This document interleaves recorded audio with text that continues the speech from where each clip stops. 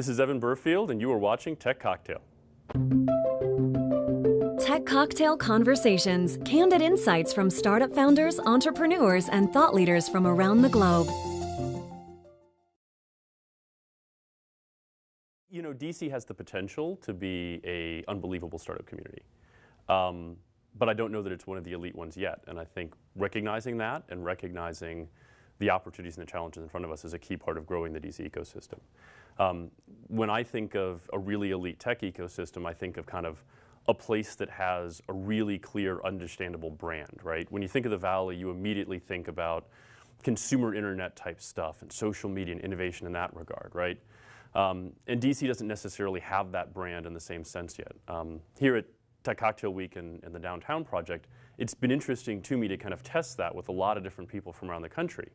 And I've actually come to the conclusion that Cincinnati has a clearer brand in a lot of places than DC does.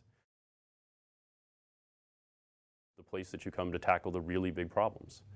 I mean, DC has incredible assets that are not fully being utilized yet.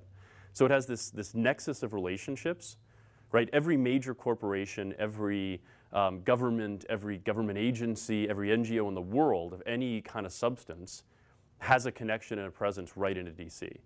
And figuring out how we can tap into that in terms of building our startup ecosystem is huge. In the same way, we have unbelievable domain expertise in education and health, in energy efficiency, in government, and national security and cybersecurity. But that domain expertise is often really disconnected from the startup community itself. And so to me, the big opportunity for us is making it really clear to everyone in the country that we're about big problems, but we're not about solving them in the classic government way. We're about solving them through startup innovation.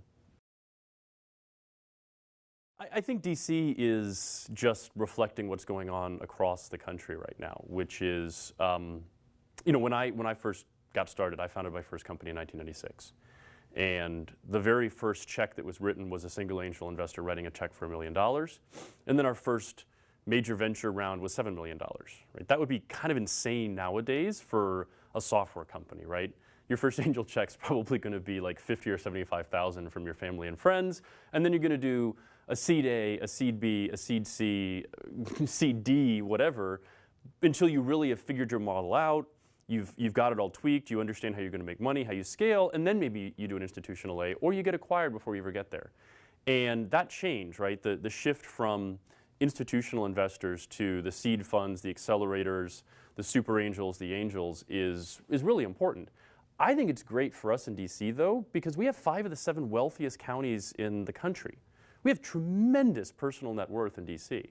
So in terms of like the raw assets that we have to work with, if the game is turning from one of you need to have the major global venture firms in your backyard to you need to have tremendous personal wealth in your backyard, we play very well on that landscape.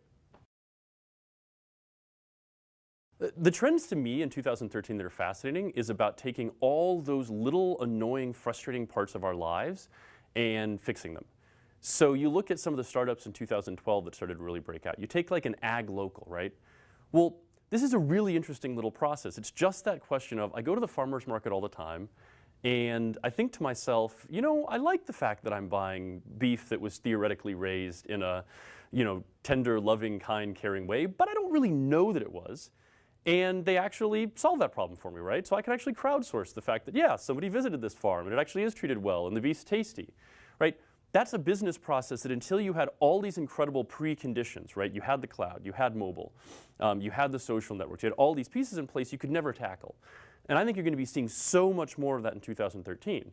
And I think you're going to be seeing a lot of it in these areas like education and health, where our food supply comes from, transportation, right? Like my transportation life, somebody who lives in downtown DC has become so wildly better in like the last few years, but there's still so many ways in which there's these little tiny personal business processes that make it inconvenient. And I think you're going to see a lot of startups tackling all those little parts of my life and making them better.